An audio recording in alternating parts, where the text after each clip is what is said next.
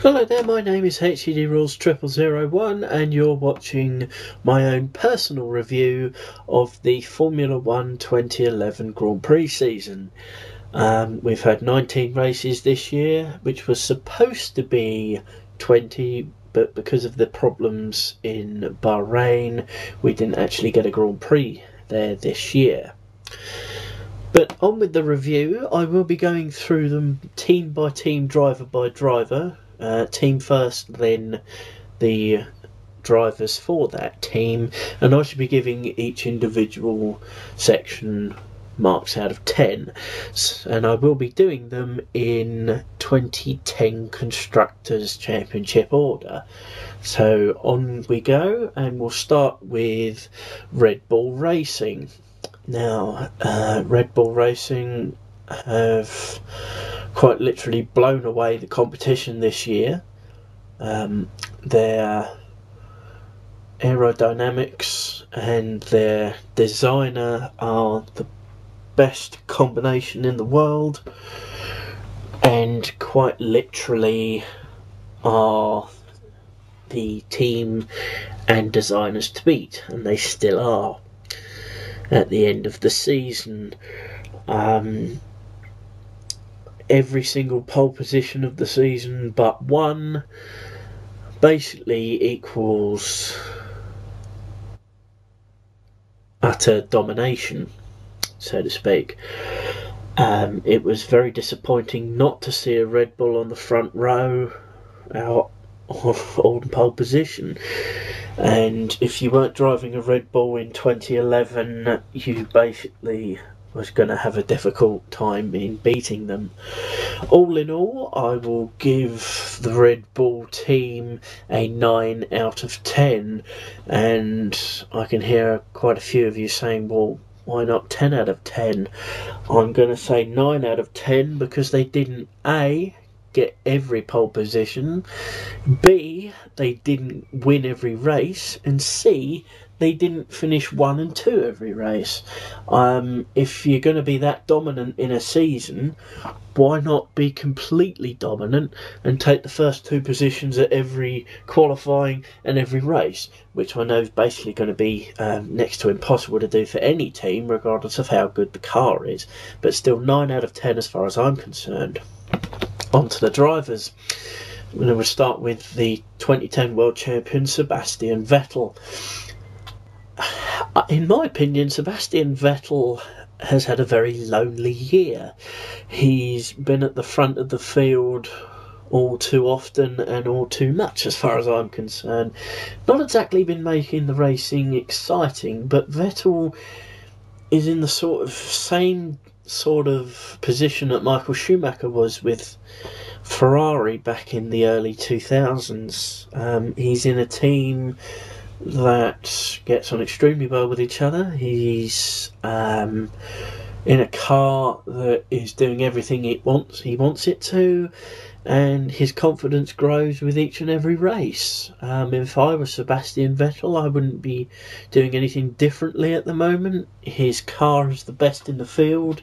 It seems to be that much better than his teammates, which is a bit strange considering they're in the same team, but you always found that. You always found that Schumacher's car was a couple of tenths quicker than Barrichello's. You always found that Häkkinen's car was a few tenths faster than David Coulthard at McLaren. It's always going to be the case for some strange reason. But Vettel, 15 pole positions this season, absolutely fantastic qualifying record, has demolished the previous record held by Nigel Mansell in 1992. We know how good that car was. So, all in all, utterly dominant season. It was a shock, basically, when Vettel didn't win a Grand Prix. He was that good this year. So I, like the team, have to give him 9 out of 10. On to his teammate now, Mark Webber from Australia, and a bit of an up and down season really for Mark. He scored more points this season than he did in 2010, but only got the 1 race victory, and that was in the final race in Brazil. You can't question the guy's determination. You can't question his ability, but you have to question his mental toughness, in my opinion. I personally like the guy. He seems very easy to get on with. An outgoing Australian that seems to be the sort of father of the Grand Prix drivers, as he is the main man for safety. If anything goes wrong, he's usually the first one to speak up about it. He's the guy that they all turn to when the weather starts to get really bad. So there's responsibility in there, but like I say, you do have to question the guy's mental toughness. He's been that battered by his teammate this year that I'm thinking even other drivers and other teams would have been in the same sort of position that Webber was in this year, basically because Vettel was that brilliant this year. And you know, it's not exactly that Webber was bad, it was just that Vettel was that good. You know, Webber tried his hardest. I think the main reason that Webber had trouble this year was that he found it difficult to adjust to the new Pirelli tyres, and that sort of seems to be the main reasons for his lack of performance, so to speak. I don't know what happened this year properly to Mark Webber. I don't think he's as clueless as me about the subject, but I personally think that 2012 will be a much better season for Mark Webber. And to be brutally honest with you, it kind of hurts me to say this, but if Webber doesn't win a few races next year, I'm talking 3+, and contest for the championship, it's going to be his last season with Red Bull, if not his last season full stop. So all in all, I would give Mark Webber for the 2011 season a score of 7 out of 10. On to Vodafone, McLaren, Mercedes, to give them their official name. McLaren arrived at Melbourne in March with a car that had done virtually no testing. Its performance wasn't brilliant at all. It wasn't expected to compete for championship this year. It wasn't expected to compete for race wins this year. But I think it was practice 2 at Melbourne that the team actually found a heck of a lot of performance. And I'm talking bucket loads here. You know, they found a 2.5 seconds, I think, in practice 2 at Melbourne, and they were just flying by the end of that Grand Prix. Obviously not enough to challenge the Red Bulls for victory that week, but they certainly improved yardsticks over the level that they actually thought they had, and they didn't have a bad season as a team. Certain aspects of Lewis Hamilton's performance were a little bit suspect, but I'll get to that in a few moments. But all in all, McLaren had a fairly good season. They had 6 wins, as far as I can tell, as far as I can remember. And you know, any team that has 6 wins and is actually runner-up in the constructors is nothing to be sniffed at. But as far as seasons go, you know, no one was going to catch Vettel, no one was going to catch Red Bull in terms of both championships. So all in all, McLaren, in my opinion, get an 8 out of 10.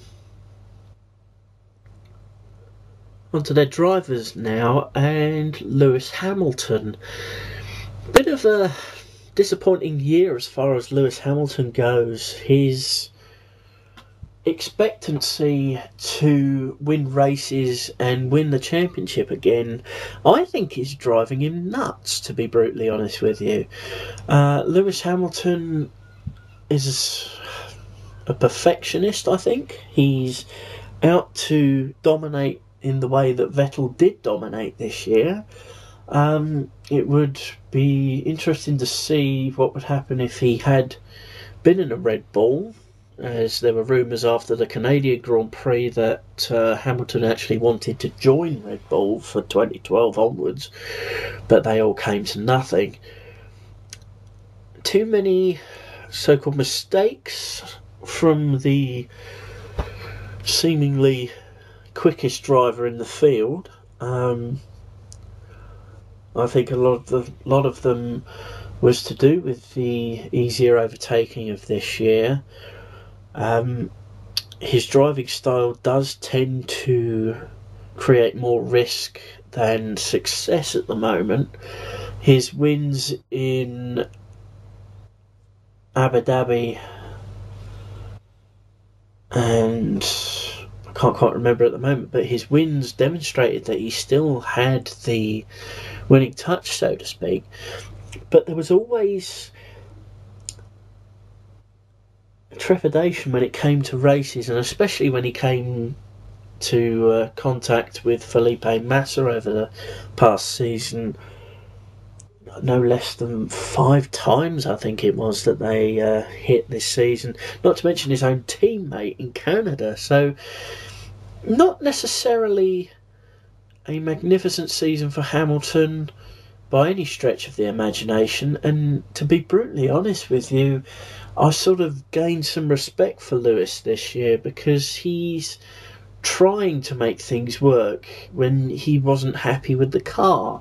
He was giving it his all, and as I said, I gained respect for Hamilton this year because he went a bit loco, you know. He went totally nuts. So not his best season by any stretch of the imagination, but he has said that he needs to change the group of people around him, and you know, maybe that's the way forward for Lewis. All in all, considering who he is and the team he's with and the so-called unsuccess that he had, I have to be honest and give Lewis Hamilton a 7 out of 10 for this season. Jenson Button, or the best of the rest, should I say. Finished runner-up in this year's championship. Jenson made it his sort of arena, so to speak, when the weather wasn't particularly brilliant. Jenson seems to be the new rainmeister, so to speak, as whenever there's changeable conditions, he's always right up there. But Jenson Button in 2011 was so much more of a driver than he was when he won the world title in 2009. He was so much more in tune to his McLaren this year. A lot of people said that had McLaren pulled their fingers out at the start of the year, that he probably would have won the championship. Button easily won the second half of the championship, as far as I'm concerned. Brilliant wins this year, including an unforgettable race in Canada, quite possibly the best I've ever seen, easily in the last few years. But Button went up a level this year. He, for all intents and purposes, learnt from his rookie season at McLaren and took what he had learnt and applied it to this year. He's the first driver to beat Hamilton as a teammate at McLaren, and to do that, you know that Jenson had a really good season, but Lewis had a bit of a strange season. But that being said, Jenson had a fantastic season. If not for Vettel's dominance, would have won the championship this year, and I have no doubt about that whatsoever. And as a result of that, I have to give Jenson an 8 out of 10. On to the Scuderia Ferrari team, and a rather disappointing year, I think, as far as Ferrari is concerned, after missing out narrowly on the championship in 2010, when Alonso was held up by Petrov at Abu Dhabi in 2010, it seems to be the start of a bad 12 months for Ferrari. It just seemed to go downhill from there. They had a good testing session in the winter. They were looking like they were going to be maybe a tenth or so behind the Red Bulls all season, but it didn't actually turn out that way. Big problems with the aerodynamics of the car tended to give the team more problems than it actually solved. And by the time we got to round 4 of the championship, Alonso was basically saying that the title was all but gone. And to be brutally honest, it was. There was no indication that Ferrari were going to catch up to Red Bull, even McLaren. And to say that was a big blow for the Scuderia this year. They just didn't have what it took. Alonso put his heart and soul into his drives this season, but with the inferior machinery that was supplied to him this year, there was no chance he was going to win the title. And for someone like Alonso, that's a bad thing. But you know, problems with the aerodynamics, problems with MASSA, specifically not only with Hamilton, but the mere fact that MASSA seems to still be affected by what happened to him in 2009. But you know, there was one glimmer of hope in a bad season, and that was the British Grand Prix. I'll get onto that in a few moments. But I have to give Ferrari, in all honesty, compared to their championship rivals, I have to give them a 7 out of 10, basically because apart from one race, they simply weren't good enough. Fernando Alonso has been widely acclaimed as being the best driver in Formula 1, and I'm trying not to sound biased here because I am more of a Ferrari fan than I am a fan of any other team, but I have to say that I agree with that statement.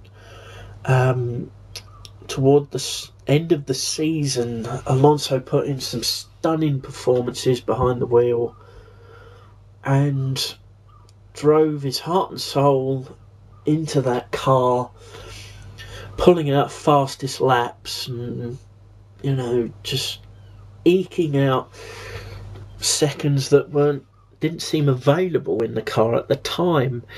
Fernando, you know, finished 4th in the championship this year, only because of his abilities. The double world champion joined Ferrari to win titles, and as of yet still hasn't done so. But I have to say that that's not his fault. He missed out on the title in 2010 because of a bad decision, and he missed out on the title in 2011 because of a bad car. But in the terms of sheer determination, ability and willingness to go forward, you have to give Alonso credit, and I have to give him an 8 out of 10 for persistence and determination. On to Felipe Massa now, and his problems seem to continue behind the wheel of the Ferrari. Has not been the same driver since Hungary 2009, where a piece of Barrichello's brawn struck him and almost killed him. He's not the same man who finished runner-up in the championship to Lewis Hamilton in 2008. He's not the same man that won 4 Turkish Grand Prix.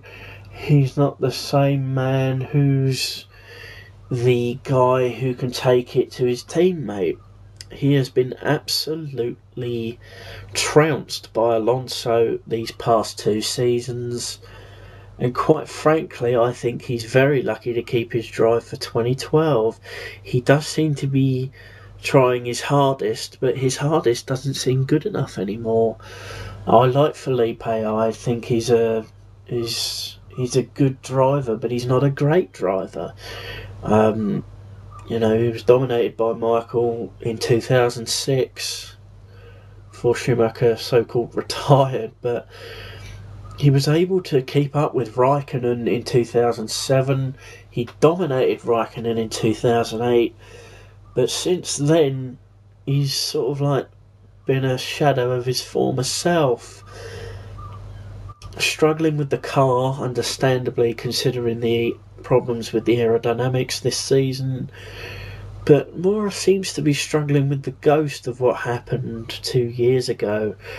And he's been given a target in 2012, and I truly believe that if that target isn't met by, say, the British Grand Prix next year, the popular Brazilian, I think, is going to be out of Ferrari, if not out of the sport altogether.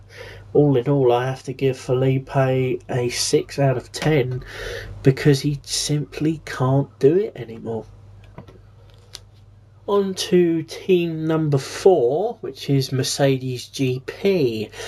The 2009 Constructors' Champions Brawn became Mercedes GP in 2010 and have quite literally struggled since. They don't have a car that's fast enough, and they don't seem to be climbing up the grid, but that being said, they don't seem to be falling down the grid either. Michael Schumacher seems to be beginning to find his form, beginning to get used to modern Formula 1. Let's not forget he quit in 2006 when aerodynamics were a heck of a lot different than what they are now. He's getting used to slick tyres again, and you know, his re-emergence, his spike in form mid-season definitely helped the team results wise, and Rosberg is slowly but surely getting better. The car needs to be a heck of a lot better to challenge for wins, much less championships. You know, they were rooted to, say, 5th and 10th all season, basically. They're scoring points, but they're not scoring victories yet, and that's something that needs to change, I believe, next year. Otherwise, they could be tempted to quit the sport altogether. And the mere fact that they're a factory team, they supply engines to 2 other teams, you know, basically means, in my opinion, they've got to win a race, otherwise the interest in the sport will wane, and you know, that would be devastating for F1 at the moment. But I have to give Mercedes a 7 out of 10 for the effort and the persistence. Onto their drivers now. Michael Schumacher first, and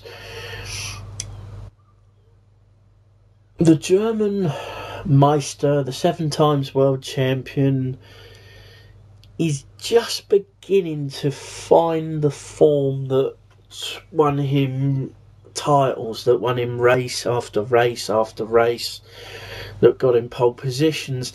He's slowly but surely climbing the ladder back up, in my opinion. Brilliant performance in Canada, got him 4th place. With better machinery, he would have won that Grand Prix. You have to say that in a better car, Schumacher would be winning races already. His qualifying still isn't brilliant, even towards the end of this season, but you have to say that he's beginning to relight the fire, so to speak. And, you know, big points, maybe the odd win will eventually come his way in 2012, if not his teammate. But I have to give Michael a 7 out of 10 for improving his post-retirement form. He is getting better. He is getting used to the slick tyres and the new aerodynamics, and you know, it took him a few seasons to win his first championship when he first entered Formula One. So you never know, if Mercedes can actually give him a good car, he will rise again. Nico Rosberg.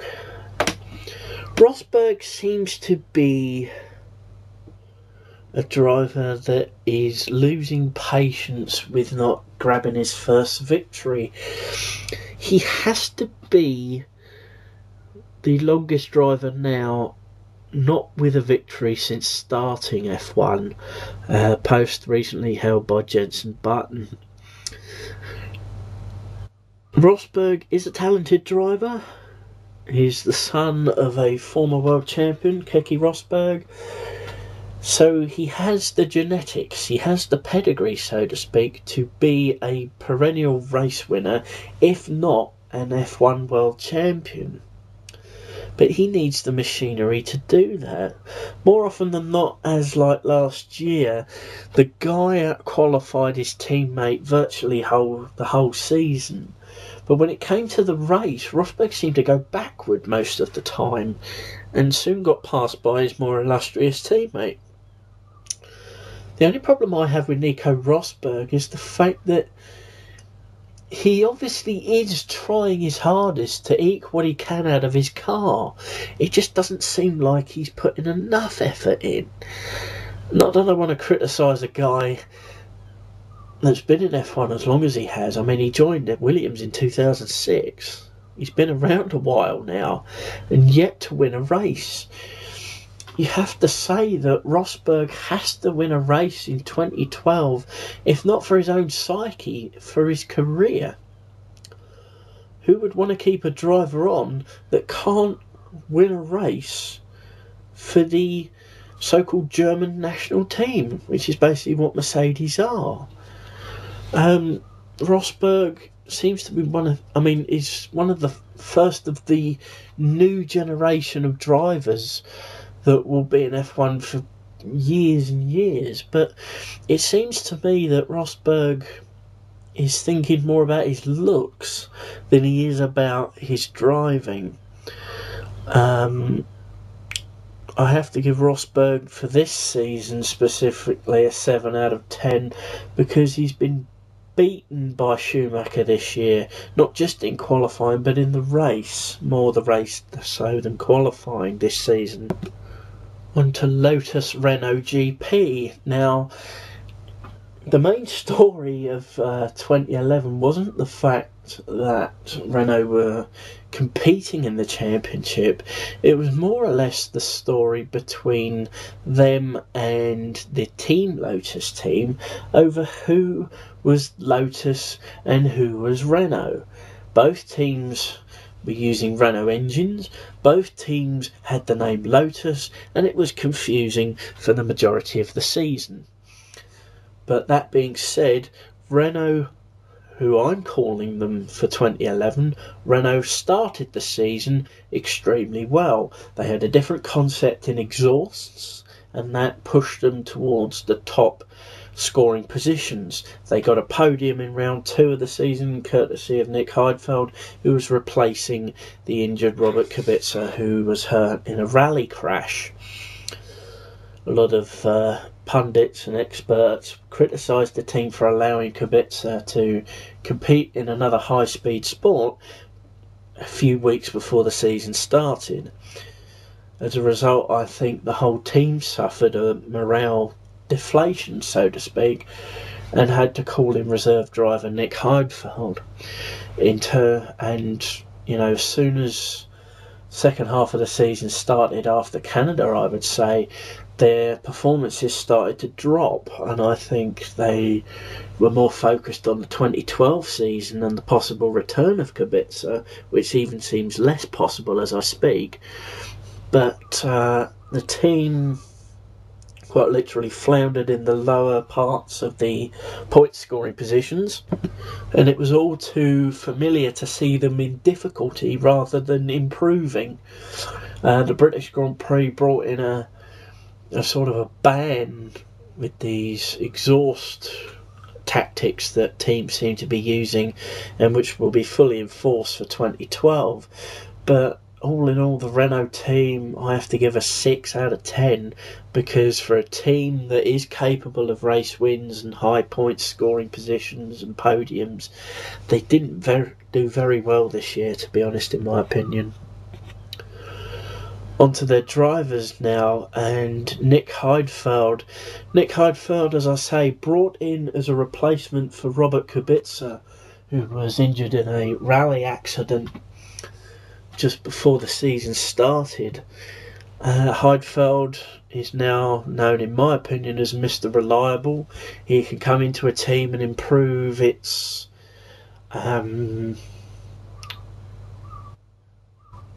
morale, so to speak, when it comes to consistency. But when you don't get a good car for the majority of the season, you cannot do much. Heidfeld didn't last the full season in the seats. He was replaced by Bruno Senna, which I'll get to in a few moments' time.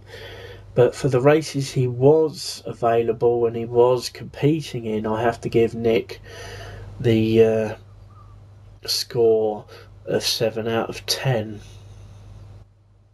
Vitaly Petrov.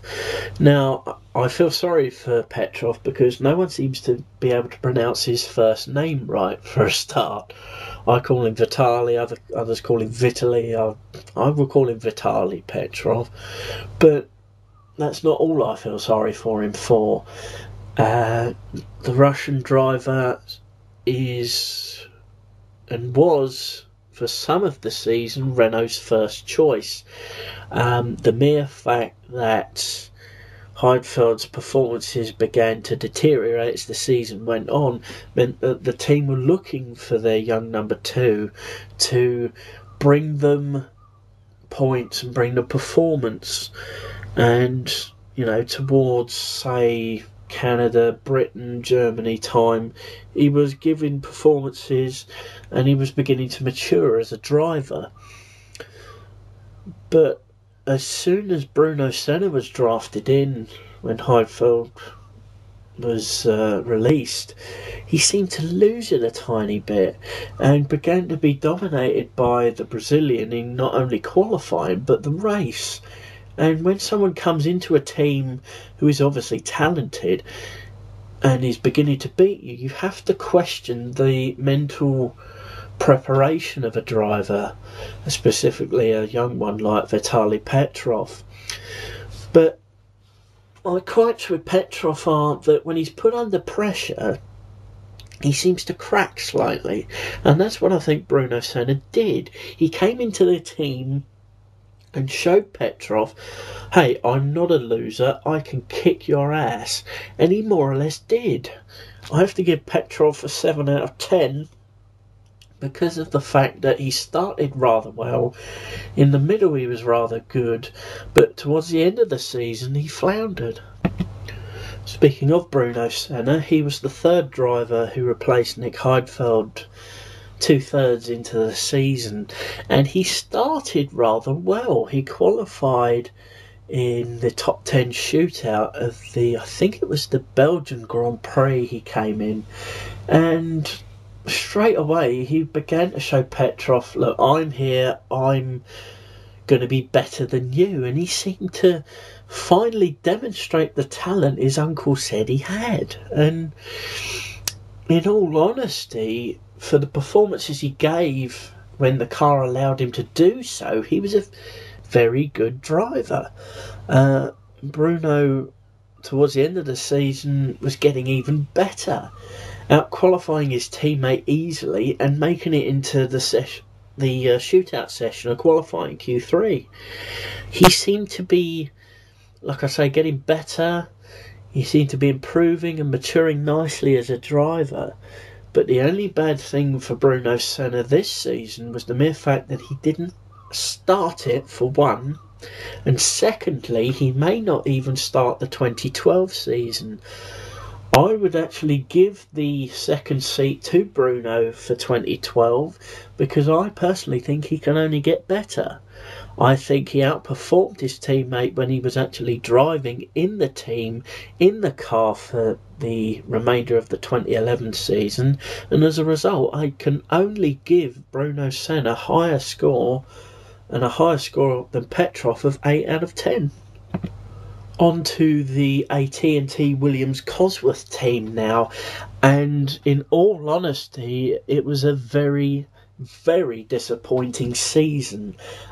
This is a team that was consistently winning races, consistently winning pole positions, and consistently winning championships. They had the best drivers, they had the best car. Look at the FW14B of 1992, quite possibly the greatest car ever, with a couple of exceptions. And they last won the championship in 1997. And that basically tells you everything you need to know about the current trend that seems to be following Williams. It's an extremely disappointing one for F1 fans and historians alike. This is a team used to winning. You know, they're winners. But the last Grand Prix they won was Brazil 2004 with Montoya. And, you know, that continually seems to be a long time ago.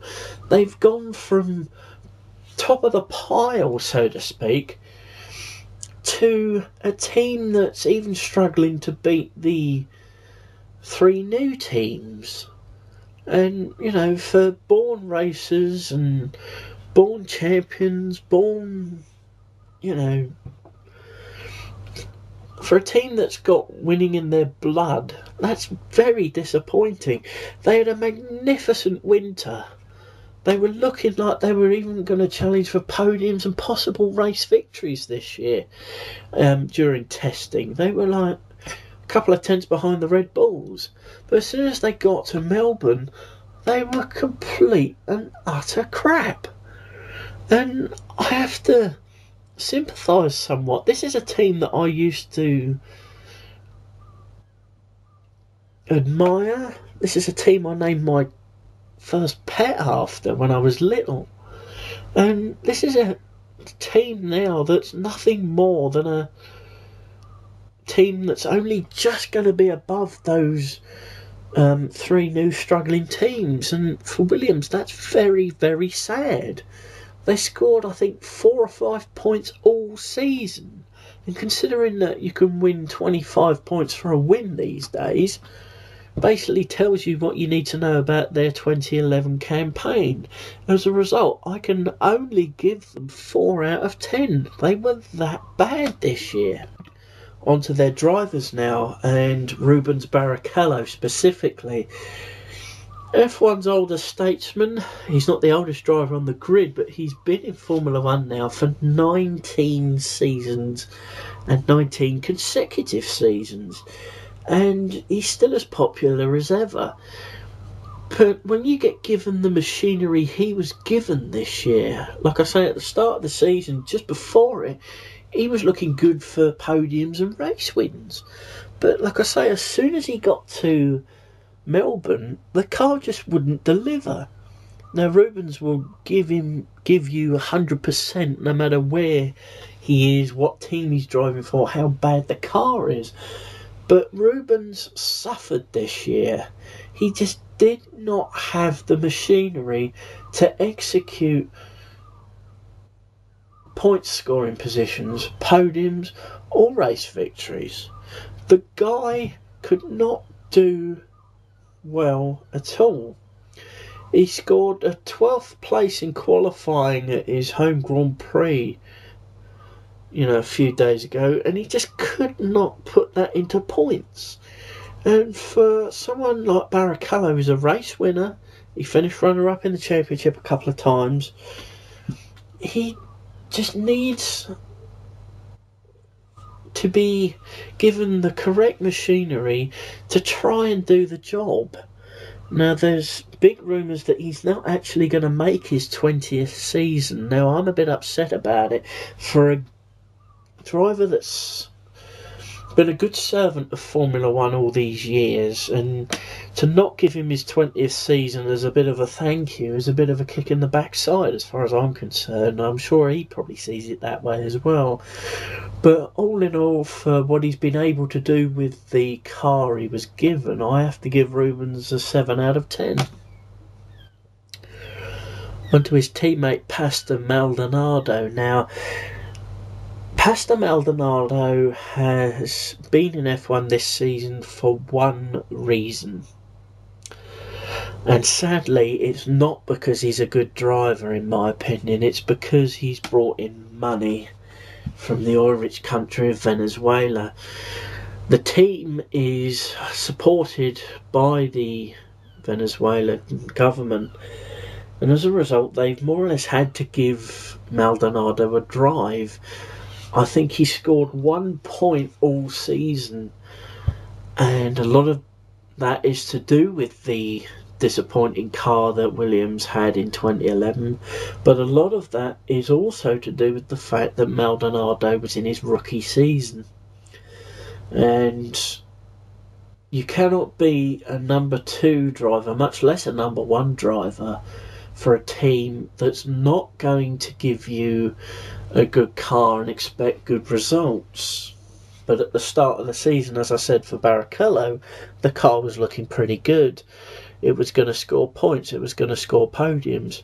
A possible race victory was on the cards, but not for someone like Maldonado. I can't give him a high score, but I can't necessarily give him a low score, so I'm going to have to go right in the middle and give him a 5 out of 10. Onto the Force India team now, and for a team like Force India that's been in F1 for as long as it has, it should have at least gained a victory by now. Alright, the team in relative terms has only been around since 2008, almost got their victory in Belgium 2009, but that's another time as far as I'm concerned now. But the mere fact that the team and the car has Jordan DNA in it basically means that the car is good enough to get points positions, but it's not quite up there to challenge the big boys like a Red Bull, a Ferrari, a McLaren and a Mercedes. Now if you think about it, though, the point scoring positions 1 to 10 should be taken up by those teams: McLaren, Ferrari, Red Bull, Mercedes and Renault. As I say, the points should be taken up by those 5 teams.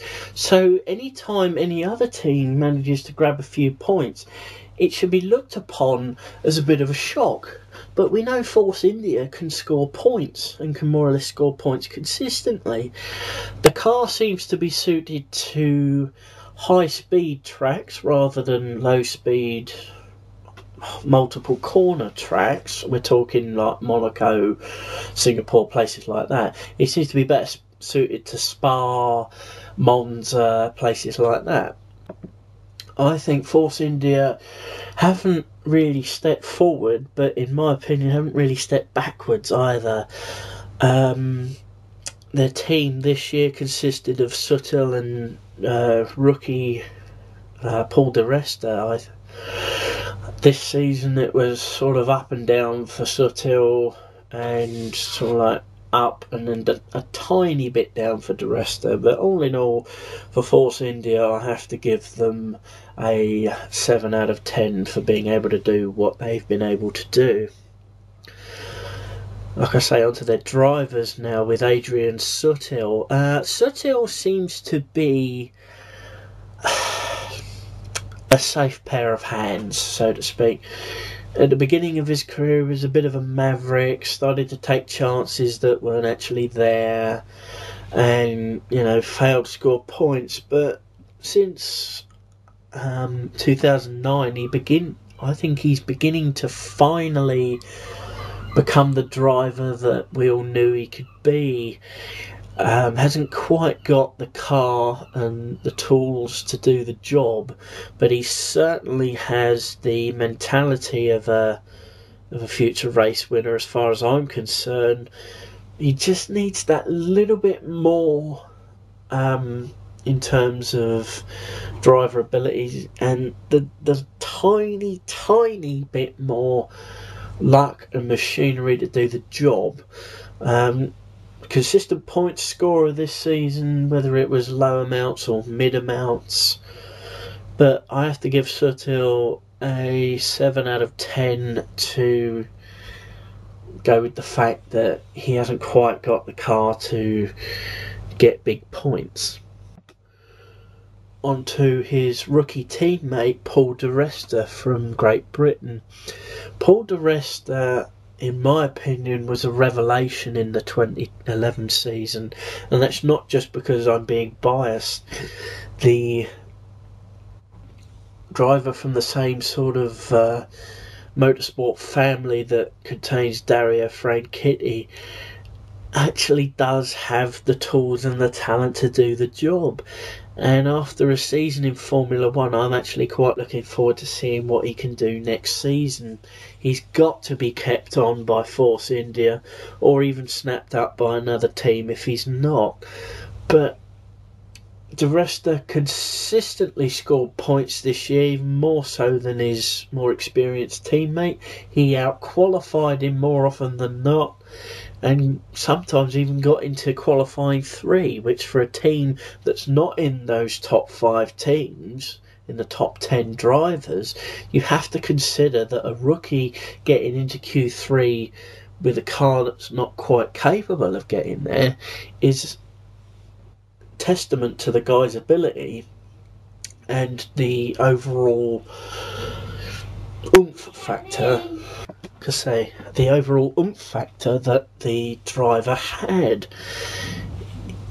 He surprised us all with his pace this year, and I think he's really deserving of his 8 out of 10 higher score than his teammate. On to the SAUBER F1 team now, and for a team that is still feeling the effects of the BMW walkout of F1 at the end of the 2009 season, I don't think they're doing a bad job. They're still, like I say, getting used to the F1 world without the full backing of a motorsports giant behind them. They brought in a new second driver this year after finally getting rid of the ever-slowing Pedro de la Rosa after the 2010 season. But like many of the other teams on this review, they just didn't quite have the power, they didn't quite have what it took to consistently score points.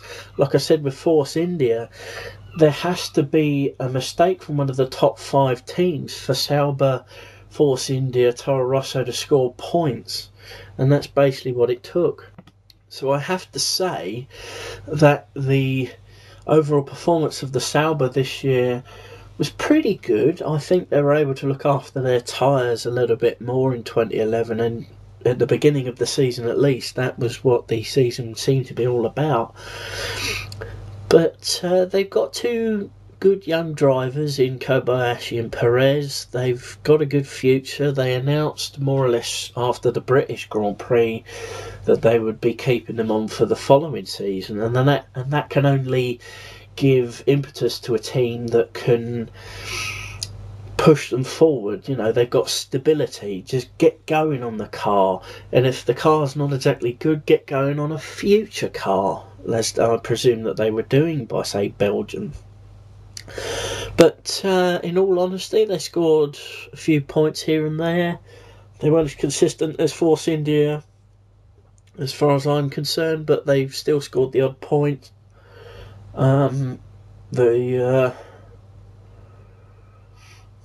The team, I think, are only going to get better with age. I'd like to see them as consistent as they were in 2001, 10 years ago, but only time will tell. I have to give them a 6 out of 10, basically because they can't quite cut the mustard at the moment, but I think they will get there eventually.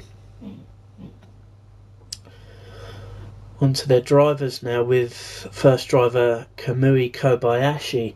The overtaking star of the last few races of 2009 has found it a little bit difficult this season. Memory serves me correctly that he was doing rather well in Canada before falling back because of tyre problems and things like that. But Kobayashi is the one driver apart from Michael Schumacher that I just wouldn't want to try and overtake. The guy does not like to be overtaken. The guy has a sort of manic racing gene in his blood. You just don't want to mix it up with him as far as I'm concerned. But he will give you more respect than Schumacher will. Not to say that Schumacher doesn't give his opponents respect, but it's the mere fact that Kobayashi, given the right tools to do the job, just like anyone else in this list, should be able to give you some good points per race. Just at the moment, that isn't the case. He can score points, but will do good to keep his seat beyond 2012 if he doesn't be more consistent in his acquisition of points. All I have to say on the other side of that, like I say, is the points scoring ability of the car. I have to give Kamui a 7 out of 10 for what he's been able to do with the car. Onto his Mexican teammate Sergio Perez. All in all, a relatively good rookie season. Still not as good as Di Resta's rookie season in the Force India. But Perez had a good start to the season. He was able to make just one pit stop at Melbourne, and that seemed to flummox everyone. I have to say that there is a seemingly bright future for him. Was a bit shaken at Monaco, where he crashed in the tunnel and then crashed into the barriers at the chicane that made him miss the Canadian Grand Prix, but he's a prospect for the future. I'm not going to say he's a future world champion, because I don't think he is, but I think he's a future race winner. I don't think that race win will come with Sauber. I think he'll go to... Here's a prediction for you. I think he'll replace Massa at Ferrari. And that's my prediction. It'll probably be wrong, but that's what I think would be good for him. I mean, getting a drive with a top 3 team, much less as a top 7 team, I think will put him in good stead. But you never know what will happen in Formula 1, as what happened to him at Monaco. But I've got to give Sergio a 7 out of 10 for his rookie season. As I say, he didn't score points consistently, but was always up there fighting for them, if not, his own teammate, for credibility in his own team. Onto the Scuderia Toro Rosso team. And you have to say that for a team with the financial backing of the giant Red Bull soft drinks company, that I expect them to move up the grid a little bit in terms of races, and they're still not doing it. Now, granted that the team principal Franz Tost has said that the team seems to be independent of Red Bull, but surely the time will come when he will say, forget the independence, I want to get big points, And Toro Rosso, in some respects, are a feeder team to their big sisters Red Bull. They gave Sebastian Vettel his first season drive in F1. he gained valuable experience there, and I suppose that's basically what their two drivers are getting while at Toro Rosso. You know, there's always at mid to the end of season, the last couple of seasons, or why don't they replace their drivers? But the mere fact that Buemi's not 25 yet, I don't think, and Alguersuari's only just turned 21, basically means these guys' careers are still ahead of them. And as far as the team goes, they didn't have a spectacular season, but they were scoring points left, right and centre. And as a result of that, and considering the team that they once were, the old Minardi team, hence their name Toro Rosso, which is Italian for Red Bull, I can only give the team 8 out of 10 because of what they've been able to accomplish. And that may surprise a few people, but that's just the way I see it. On to their drivers now. Their first choice driver, Sebastian Buemi, has been in Formula 1 now since 2007. And I think he's doing a fairly good job. 2008, I do apologise. I think he's doing a fairly good job. More often than not, he's up there fighting for the lower end of the points. But this year he started to be outshined somewhat by the performances of his teammate. Slightly affected him in the mental capacity, I think. But you never know if things are going to improve with Buemi or not. But I'll give Buemi a 7 out of 10 for being consistently in the top 10, if not the top 12. You know, he's occasionally missed out on the odd point here or there, and that's my score for him. On to Spaniard Jaime Alguersuari. Now, most 21-year-olds are looking either for a gap year or looking for a university place or whatever. This guy's looking for race wins at 21, and that's brilliant in my opinion. I mean, Jaime's 21 years of age, he's got his career and his life ahead of him, and he's already beginning to improve. When he first started in F1, he wasn't very good at all, but the guy was only a test driver and didn't have the race experience. Now he's got a full season of F1 under his belt with the 2010 season. The guy began to improve, and in my opinion was the most improved driver in F1 this season. And I make no bones about that. His performance in Valencia was brilliant and was probably the highlight of that race, considering it wasn't a very good one in terms of overtaking. But the actual improvements for Alguersuari gained him the odd 7th place here, the odd 8th place there. I think he even got a 6th place this season sometime or another. If anyone can tell me in the comments box, please do so. But as far as I'm concerned, he outperformed his teammate, maybe not in terms of points, but in terms of race performance. He was brilliant at overtaking, in my opinion, and thoroughly deserves his 8 out of 10, which I'm going to give him.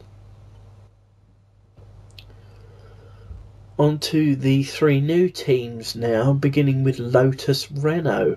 Like I say, the confusion between Lotus Renault and Renault Lotus GP or whatever even caused the few people in the paddock who wanted to speak to team principal Tony Fernandez to go into the Renault garage and look for him, but that's all been solved. Lotus, as we knew them this year, will be known as Caterham F1 next year, which clears up a lot of confusion from now on. But this year, considering their goals of challenging for the top 10 positions, in terms of challenging for, you know, challenging the people like Sauber, like Force India, like Toro Rosso, they didn't meet their goals for this season.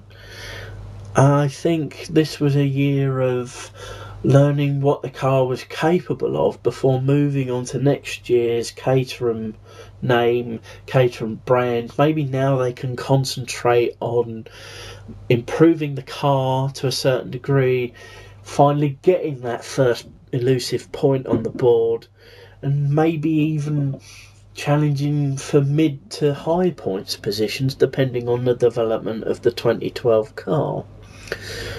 But the thing is, you can only do that if the car allows you to, and if you've got the right personnel to move the car up there. Whether or not they will have for 2012 is another matter. They're retaining their 2 drivers as they did for the 2010 and 2011 seasons, and we'll see what happens.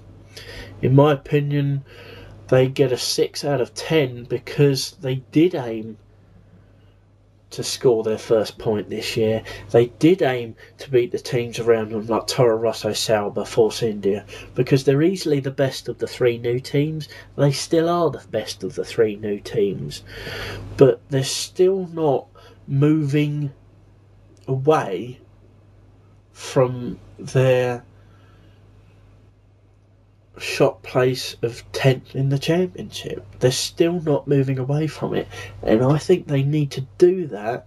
They need to finish 9th or better, in my opinion, for the relationship to carry on, so to speak. Onto their drivers now. Heikki Kovalainen can only improve, I think. His seasons with McLaren didn't exactly bring us the third flying fin, but then again didn't really need to, in my opinion. It was just a holding place for someone better to come along, and better come along he did in Jenson Button. But Kovalainen did what he could with the car, got into Q2, the second qualifying session, a couple of times, you know, through other cars dropping out or whatever.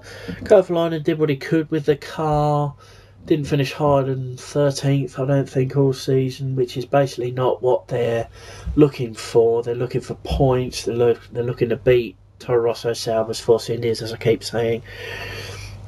But in terms of what he was able to do, out qualifying, out races, more experienced teammate, I have to give Heikki a 7 out of 10, which seems to be my average score at the moment in terms of what he can do with the car. Onto his teammate Jarno Trulli, who's got to be looking over his shoulder for how much longer he's going to be in Formula 1. He's been in it since 1997, and quite frankly it's beginning to show. Complained for 2/3 of the season, I think, the mere fact that he didn't have power steering in his car. What type of Formula 1 car are you producing when you can't give one of your drivers power steering? I thought that was given to all racing cars, much never alone Formula 1 cars. But, you know, as soon as he got his power steering, he started to get a little bit better. Didn't out-qualified his teammate 2 or 3 times, I think, but in terms of his rivalry with his teammate, didn't do very well, in my opinion. He's beginning to get slower as the seasons go by. I can only give him a 6 out of 10 because I think he's been outpaced by his teammate this year, and I think he's got one season left, if that, if he actually makes it to the end of 2012. Onto the Hispania racing team now. I have to say, not much improvement from a team that needs to improve. I think they are now actually better than their rivals Virgin. They're certainly not better than Lotus. They didn't make the first race of the season, due to problems with the car and the 107% qualifying rule, but they made every race after that, which basically means that, you know, to start a season they're not too good, but they do eventually get going. And how can you improve, really, with the budgets and the drivers they have? So in all honesty, I have to give HRT a 5 out of 10 because they can improve, but they haven't. Their personnel isn't the best, but you know, with drivers looking for a drive for 2012, you know, that might improve spectacularly. But I can't see them climbing. I can't even see them dropping next season. They'll stay where they are. And all depending on budgets and things like that, will they actually remain in Formula One? Bernie Ecclestone, the dictator of F1, has basically said the 3 new teams don't do a heck of a lot for us. And I have to agree. Their mobile chicanes, especially the Hispania and the Virgin, the Caterhams, will probably improve and eventually score some points. But as far as I'm concerned, HRT are basically not worth the rubber that's given to them. Onto their drivers now, with their first one being Narain Karthikeyan. Now, when your first choice driver is an Indian driver that's basically been in Formula One before but is not very good, then basically your chances of a decent season are practically zero. The guy was slow from the get-go, and that's why he was dropped after the 8th round of the season. You see, with a driver like Karthikeyan, it's very difficult to expect anything from him. He didn't do very well in the Jordan in 2005. He only scored points where there was that issue with the tyres at Indianapolis in the American Grand Prix that year. So basically, you can't expect a lot from a driver with his so-called ability. And to be brutally honest, I expected even less out of him in the 2011 season. That's exactly what we got. By round 9, he was replaced. So, given his ability, given his reason for being in the team was the fact that he brought some sponsorship in, was basically the reasoning behind my 4 out of 10 score. He doesn't even deserve that much. I'll give him actually 3 out of 10. Quite possibly the worst driver in Formula One history. And I will have a good chat with anyone that wants to put anyone else's name forward. Vitantonio Liuzzi. Mr. Liuzzi has got to be in the twilight of his F1 career, not because he's old, but because he's not exactly the best driver in the world. He was brought in to give the Hispania team a bit of focus, a bit of experience for someone that has been in Formula One for the amount of time that he has. I can't really say a heck of a lot more about his season because he was always at the back, he was always getting lapped, but more importantly, he was always getting overtaken and out-qualified by the Lotuses, and more specifically, the new teammate he had from round 9 onwards, who I'll come to in a moment or two. But Liuzzi, I think, has got one more year left in F1 if he chooses to, and if the team choose to keep him on. I have to give Liuzzi an honest score of 4 out of 10. He can't do anything in that car.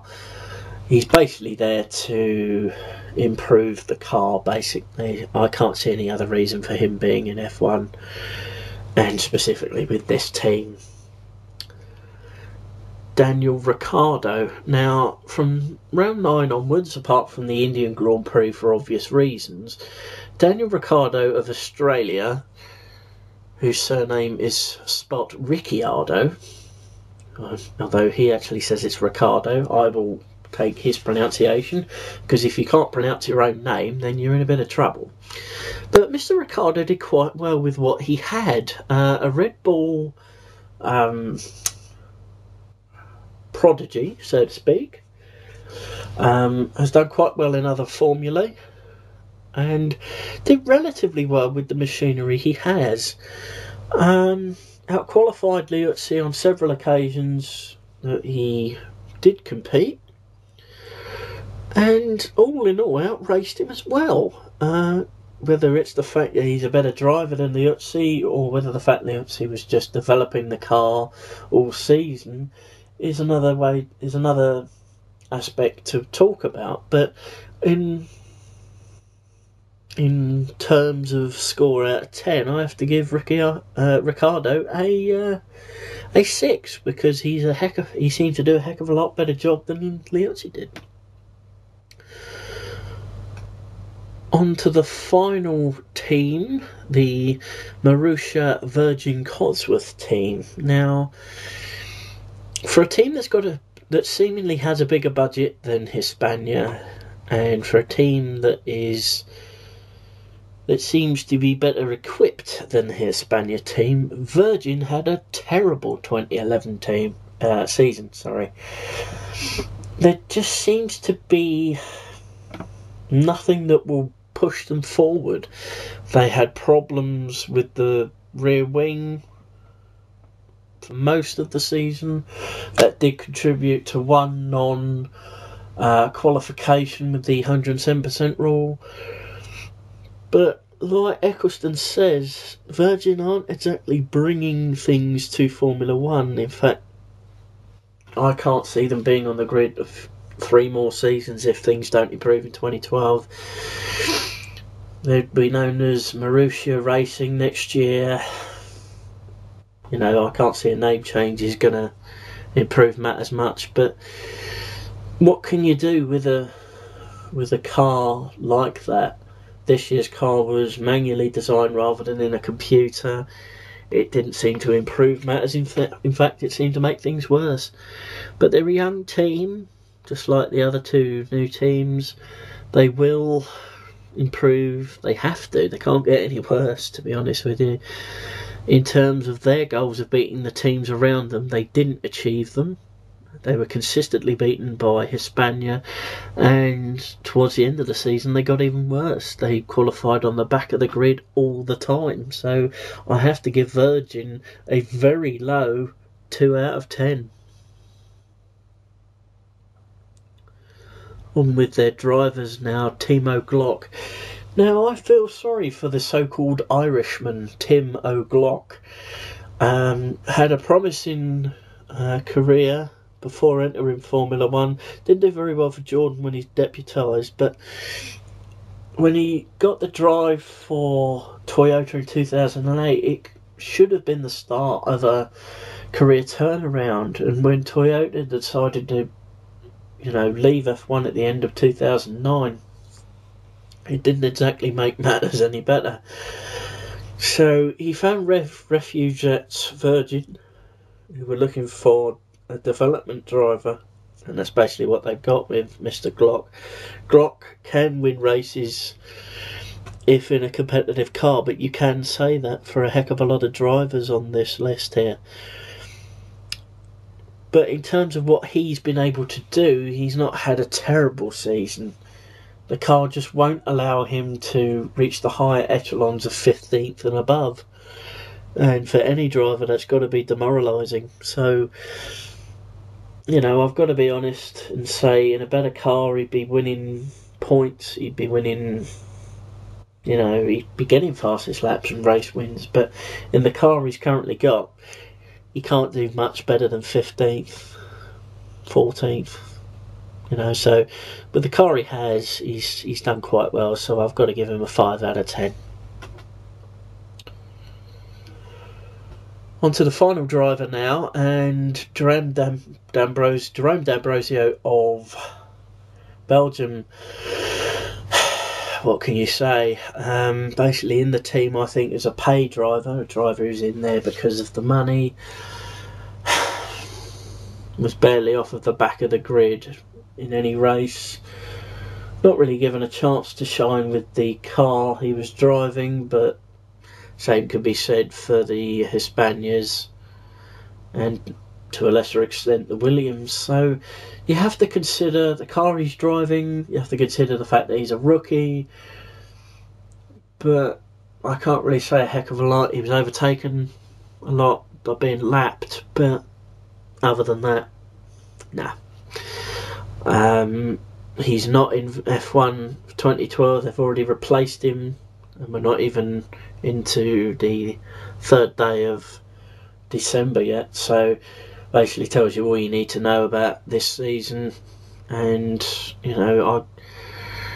I have to give him a score out of 10 because I have been for everybody else. So I'll just give him a 3 because of the car he's driving. It's absolutely terrible.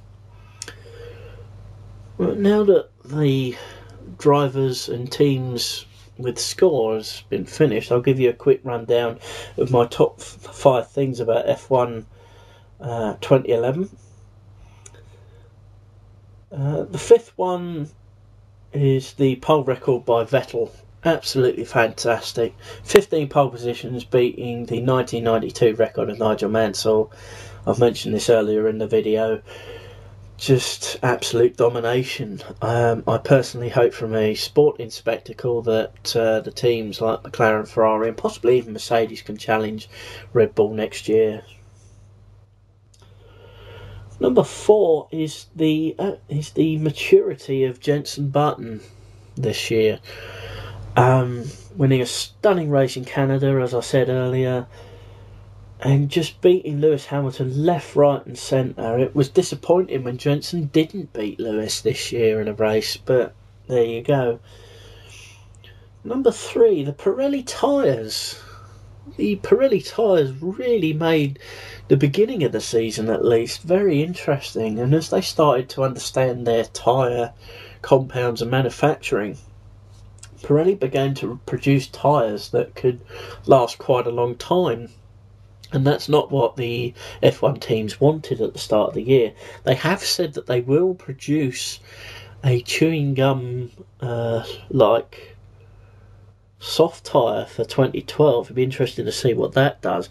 And they are thinking of bringing back a qualifying tyre so we get some action in Q3.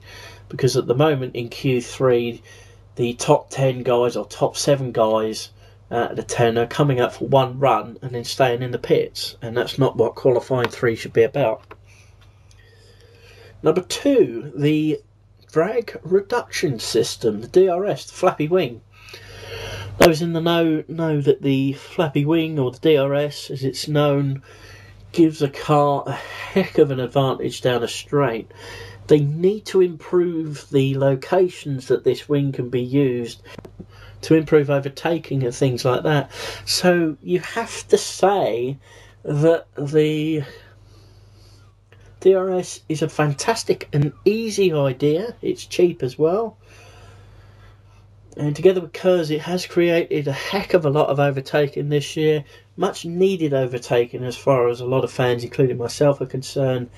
And you have to say that it's the way forward for all forms of motorsport if things can't, if cars can't pass each other. It's been notorious in F1 for as long as I can remember, but we're now beginning to see overtaking, and we will see it dart out more in the future, thanks to DRS. And the best thing about 2011's Formula 1 was the Canadian Grand Prix. We started behind the safety car. The eventual race winner, Button, had 6 pit stops that day. There was safety cars aplenty, there was tyre blowouts, there was slips and action, the re-emergence of the greatest of all time, Michael Schumacher, coming to 4th. He should have won the race, to be honest, but he didn't quite have the car. And just, in all honesty, the greatest race I've seen in a long time, if not the greatest race I've seen. But that's about it. Just a small comment about the length of the video. I do apologise about that, but it's a subject that I am more attuned to than any other. F1 is my favourite sport, but we'll see what happens in 2012 as far as driver deals go. I'll give you a little preview as the time goes by, and maybe even a race by race review from next year onwards, because I'm starting to post a few more YouTube videos now, and I hope you've enjoyed this one. So this is HCD Rules 0001 saying I'll see you another time.